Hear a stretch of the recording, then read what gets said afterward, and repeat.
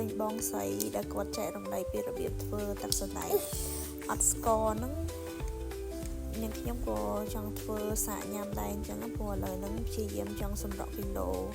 ដើម្បីសុខភាព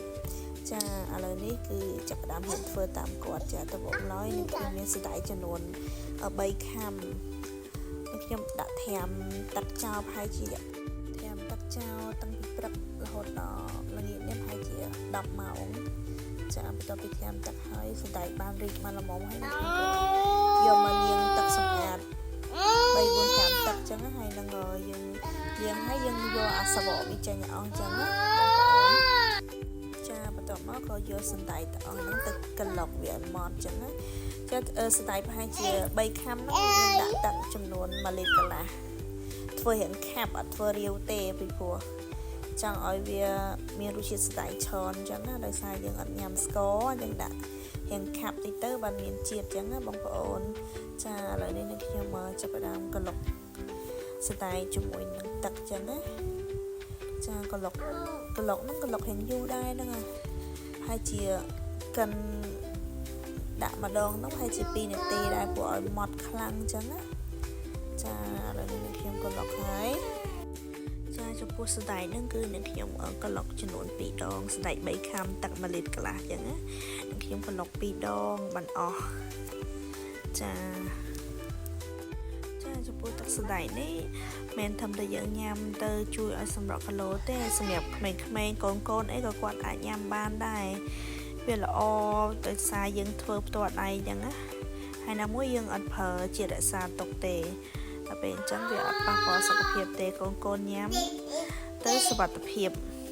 កូនរបស់ខ្ញុំក៏គាត់ចូលចិត្តញ៉ាំដែរតែបើសម្រាប់កូនខ្ញុំគឺខ្ញុំលាយស្ករបន្តិចដែរអញ្ចឹងណាចាបន្ទាប់ពីក្លុករួចរាល់ហើយខ្ញុំក៏យកមកដាក់ត្រង់ដើម្បីយកកាកចេញអញ្ចឹងណាចាប្រើស្បែកត្រង់បានយើងយកកាកចេញបានល្អអញ្ចឹងណាបងប្អូនចាឥឡូវនឹងខ្ញុំត្រង់ហើយច្របាច់វាឲ្យអស់ជាតិទឹកអញ្ចឹងយកទៅកាក